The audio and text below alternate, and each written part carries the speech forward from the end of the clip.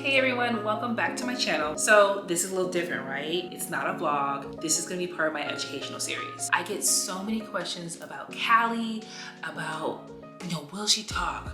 Will she be able to eat by mouth? All the things. And I wanna continue to use this platform to educate others about Pfeiffer syndrome and about my sweet Cali joy. So first, if you were here and still curious of what Pfeiffer syndrome is, then you need to go to this video up here, where I break down Pfeiffer syndrome, all the things behind it, and how we got to this point today. So what we're gonna talk about today is, will Cali ever talk and how that process works? So Cali breathes out of her trach, okay? She had a big surgery called MONOBLOC about, at this point, 1.5 years ago, and it was able to give her 1 inch of space.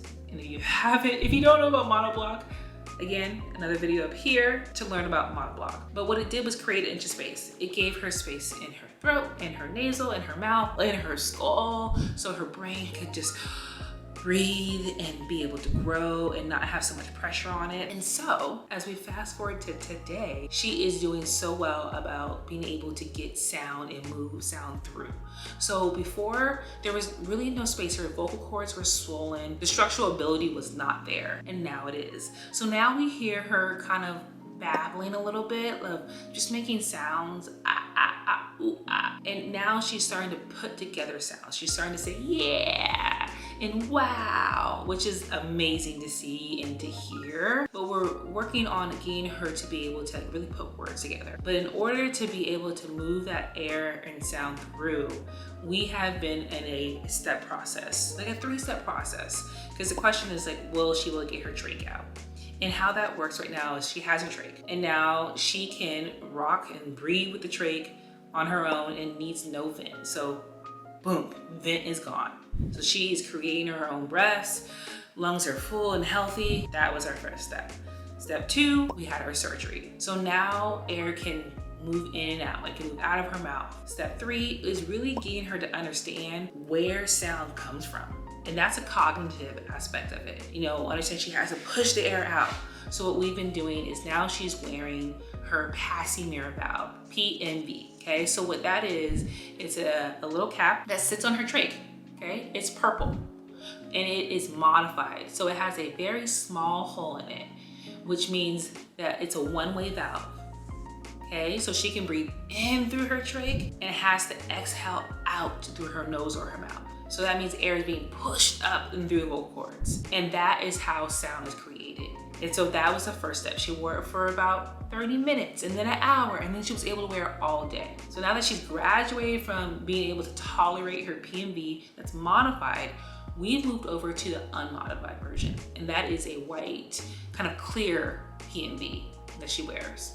So she wears that, and that means that little hole that she has in it, no. She has to breathe in through the trach, and it has to go out through her nose and her mouth. There's no modification, and that is really great for her. That means that the airway it's open, there's no obstruction, and she's doing that on her own. And she is starting to get to a point where she knows that she's making sound, and she's excited. She's excited to hear her voice. And so there's this idea, is she nonverbal? She is.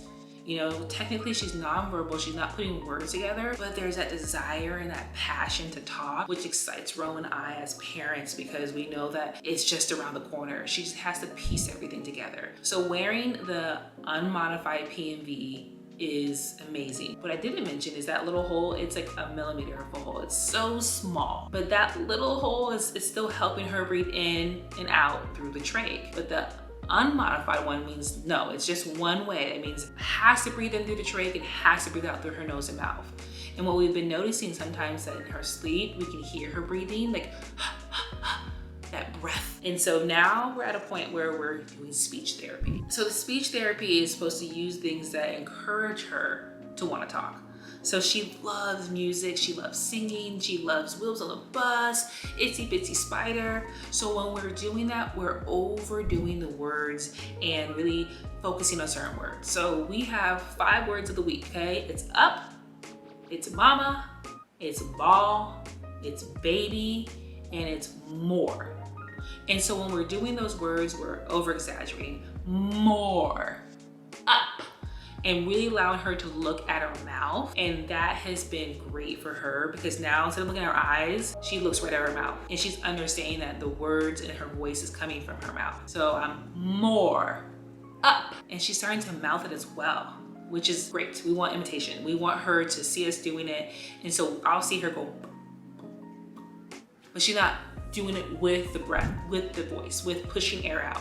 So now our key, we're trying to put the two things together. So we do speech once a week. We're gonna up it to twice a week, but all of us, Rome, our nurses at school, she gets therapy. We're constantly working with her to get her to use her voice. For her, it's all about repetition, okay? So we have those 5 words, we're always saying those 5 words, we're always singing with her. So we're also using sign. So we're saying more with the sign. And that's the key for her. She's got 3 ways that she communicates with us. There's spoken word, so there's her voice, saying what she wants. There's signing more, and then there's taking us and like the physical aspect of it. She might take us and point us where she wants, and then she has, I guess there's 4 ways. And then she has her iPad. It's her AAC, and so that is, it has pictures on the screen. It's on an iPad. It's an actual app, and she knows that she can tap on the bus, and that's saying, I want to hear Will's on the bus. She can tap on mom, and we are in a process where we're just trying to get her familiarized with it, and she loves it. She loves going to the tab where it's people, and she can see her nurses, she can see her friends at school, she can see her teachers, her favorite toys. So we've taken pictures of things that she uses in everyday life, and we put it in her AAC. And so she's had it since June, and the school provided it for us and allowed us to loan it to us because they really wanted her to be able to communicate in her own way. Although we're using the AAC, we're not stopping any kind of other therapy and ways of talking. So we're still talking to her verbally, we're still signing to her, and we're still using our physical aspects of it in the iPad. So those are her 4 ways of communicating with us. Any given day, she might do all 3, all 4 of them. And so she's really been leaning on the iPad, which is great, and she's signing a lot more. But what has been phenomenal is that all the things I'm telling you, there's a cognitive aspect to it. So she has to understand how breathing works. Her body has to understand. It's been working one way for so long. It has been using a vent, which helps her breathing, so her body had to adjust to no vent. This is just me breathing. And now it's got to connect the 2 together. Here's a new pathway. I need to bypass this trach and breathe out to my mouth and nose. And you have to mentally be able to tell yourself to do that. So by using the PMV, we're physically doing it for her until her body clicks and understands, this is my pathway, this is how I'm supposed to breathe. So the last step to getting the trach out, I know I've included so many things in between, but the last step is being capped. So the cap is similar to the PMV, but it means there's no way. It's 0 way. It blocks any air from coming in or out. So once we see that she can be on her unmodified PMV all waking hours, then we'll trial the cap. And when we trial that out, we put her on oximeter, which is putting like a little sticker around her thumb or her toe to get her heart rate, to get her oxygen level. So we want to know that if she's in distress. If we try the cap on and she starts to panic and her heart rate starts to drop, then we know it's too much for her. And we always start in small segments. So we'll do a minute, we'll work up to a minute, we'll work up to 5 minutes, and work up to an hour. And that's how we do things with her. We allow her body to tell us when she's ready for the next step. So there's no set months or dates. The hospital or doctors don't tell us, in January we're gonna do the cap, by March, no. For some kids, it takes them a whole year to be able to tolerate the modified PMV, and a whole 3 months to tolerate the unmodified. And then sometimes things speed up and sometimes things take a while. So we have to listen to her body and build that confidence in her breathing, and then we go on to the next step. So right now, let's clap for our baby. She is on unmodified for almost 8 hours a day. So we're getting ready to trial the cap. So when we do that, we will have all of us there. We tend to put like the iPad in front of her, let her watch her favorite show, make it a very calm, relaxing, like everyday thing that she does. We don't want to put the cap on and go for a walk. That's too much. We want it in her room. We want her comfortable, and so she knows she's in a safe environment.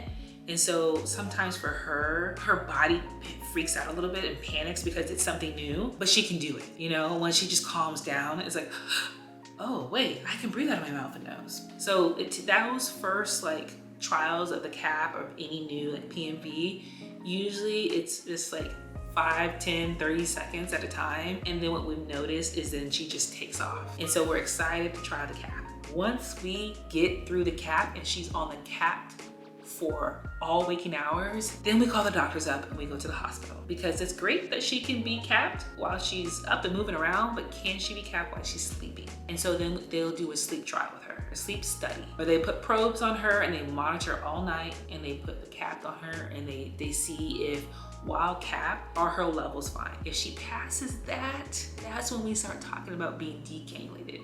So you kind of see where the steps we are. We have the vent in the trach, we have the modified PMV, then we have the unmodified PMV, then we have the cap, and then we have the study, sleep study. So right now we're about to step into, I guess you should say level 3, which is cap. And I'm excited for her. We don't put any parameters. We've learned a long time ago not to overthink things, not to get like excited and say like, oh, she's gonna be decannulated by, 2.5, and then you get let down. We've always just said we are going to listen to her, and when she is ready, she will be ready.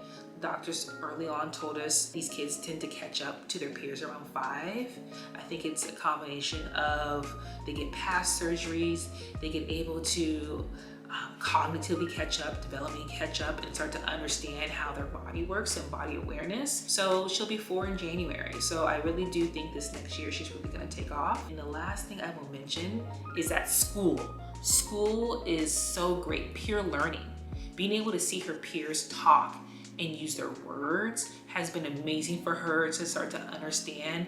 That is how I communicate. That's how I get what I want. Because for so long, we've had to listen, we do things for her, and now she's starting to understand to be independent. I have to use my voice and speak up for myself. So that's our journey. That's our journey to being decannulated.